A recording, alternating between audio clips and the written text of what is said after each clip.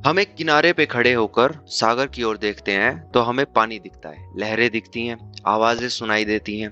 Air, wind, बादल, सूरज, नीला आसमान, light, मिट्टी, चट्टानें, ये सारी चीजें हम सेंस कर पाते हैं। फिर जानवर, पेड़ पौधे, इंसान और कुछ इमोशंस भी हमारे सामने होते हैं। धरती पर कोई भी जगह ऐसी ही वैरायटी ऑफ थिंग्स से भरी पड़ी है। कुछ डायरेक्टली ऑब्जर्वेबल हैं और कुछ वहां पर हैं जो डायरेक्टली दिखाई नहीं देती, ना महसूस होती हैं। क्यूरियोसिटी की डिमांड है कि हम प्रश्न पूछें और इनके पीछे के कारण जान सकें। जैसे कि क्या मिट्टी चट्टानों से अलग है, या चट्टान मिट्टी से ही बनी है? क्या चांद भी एक बड़ी चट्टान ही है?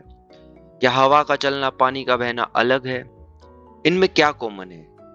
अलग अलग आवाजों में क्या कॉमन है? अगली लहर कितनी देर में आएगी? कुछ सेंचुरीज पहले एक मेथड बना ताकि कुछ हद तक हम इन क्वेश्चंस के आंसर्स कर सकें। ऑब्जर्वेशन, रीजन एंड एक्सपेरिमेंट, इसको कहते हैं साइंटिफिक मेथड। हम इमेजिन कर सकते हैं ये कॉम्प्लिकेटेड सी मशीनरी जिसको दुनिया कहते हैं, ये एक विशाल चेस गेम है जिसको भगवान खेल रहे हैं। हमें रूल्स नहीं पता, हम सिर्फ देख पा रहे हैं। ऑब्वियसली अगर हम काफी टाइम तक देखेंगे तो हमें कुछ रूल्स दिखने लगेंगे। इन रूल्स को कह सकते हैं फंडामेंटल फिजिक्स। लेकिन अगर हमें रूल्स पता भी हो तो हम ये नहीं कह सकते कि अगली मूव क्या होगी। जिन्होंने चेस काफी टाइम खेला है वो ये जानते हैं कि रूल्स पता होने पर भी बेस्ट मूव सिलेक्ट करना कितना मुश्किल है। हमें आज भी सारे रूल्स नहीं पता और ये गेम इतना कॉम्प्लेक्स है कि जो रूल्स हमें पता है उससे भी हम बहुत ही कम चीजें एक्सप्लेन कर पा रहे हैं। We don't know. तो सेफली हम यही कह सकते हैं कि अगर कोई फिजिक्स जानता है तो इसका मतलब ये है कि सिर्फ वो उन रूल्स को जानता है। सवाल आता है कि हम ये कैसे कह सकते हैं कि जो रूल्स हमें दिखाई दिए हैं या फिर जो रूल्स साइंटिस्ट या फिजिसिस्ट ने दिए हैं वो सही हैं या नहीं। यहाँ पर इस क्वेश्चन का आंसर भी मिल जाएगा कि 11th की फिजिक्स इतनी हार्ड क्यों होती है। क्योंकि हर बच्चा कुछ रूल्स अपनी दुनिया को देखकर बना चुका होता है और अगर वो रूल्स अलग हैं या गलत हैं तो वो मिसकंसेप्शंस बन जाते हैं। जैसे कि भारी चीजें पहले नीचे गिरती हैं या फिर हल्की चीजों पर एयर ड्रैग यानी एयर की फोर्स ज्यादा होती है। तो कैसे पता लगता है कि रूल्स गलत हैं या सही? पहला वे है एक्सपेरिमेंट।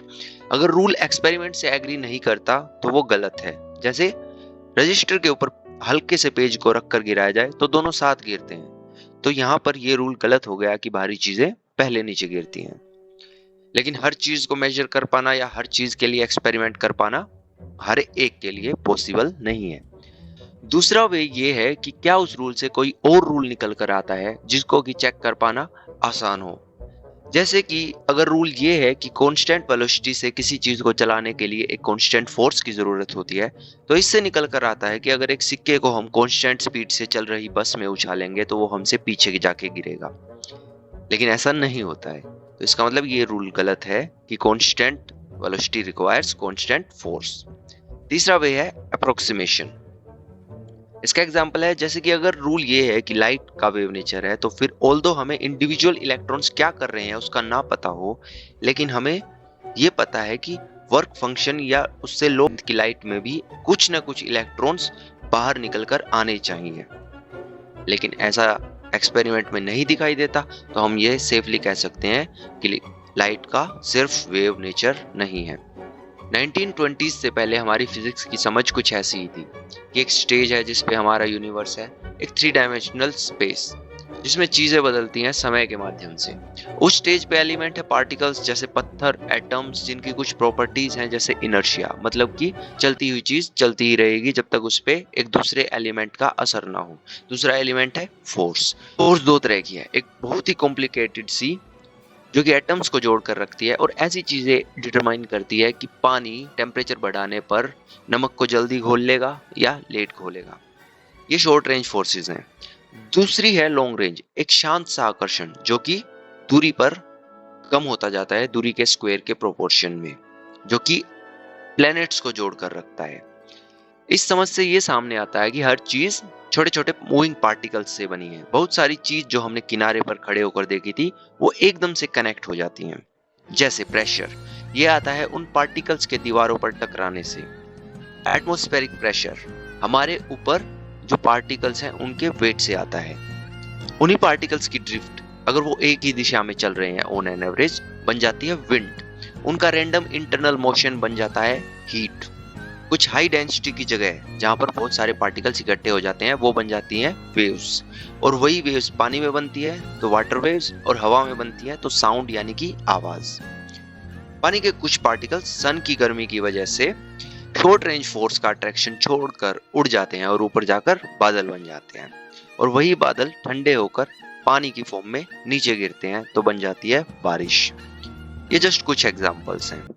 शुरू में नेचुरल फिनोमिना को heat, electricity, mechanics, properties of substance, magnetism, chemical phenomena, light, X-rays, nuclear physics, gravitation etcetera में बांटा गया था।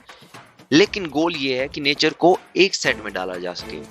धीरे धीरे वो कनेक्शंस बनते जा रहे हैं। हीट और मैकेनिक्स को एक सेट में लाया गया क्योंकि हीट एंड टेम्परेचर दोनों ही मोशन से रिलेटेड है, motions of those moving particles. Electricity और मैग्नेटिज्म को जोड़ा गया क्योंकि इलेक्ट्रिसिटी, मैग्नेटिज्म एक साथ ही प्रोड्यूस होते हैं। इसमें फिर ईएम वेव्स भी जुड़ गई क्योंकि ईएम वेव्स इलेक्ट्रोमैग्नेटिक वेव्स हैं, जिसने कि एक्सरेज और ऑप्टिक्स को भी अपने अंदर जोड़ लिया। फिर क्वांटम इलेक्ट्रोडायनेमिक्स आई जिसने क्वांटम मैकेनिक्स को भी इससे जोड़ दिया। सवाल ये है क्या हर चीज को जोड़ा जा सकता है? इसका आंसर है पता नहीं। और ये बेहतर है कि हमारे पास ऐसे क्वेश्चंस हो जिनके आंसर ना हो, ना कि ऐसे आंसर्स हो जिनको क्वेश्चन ना किया जा सके।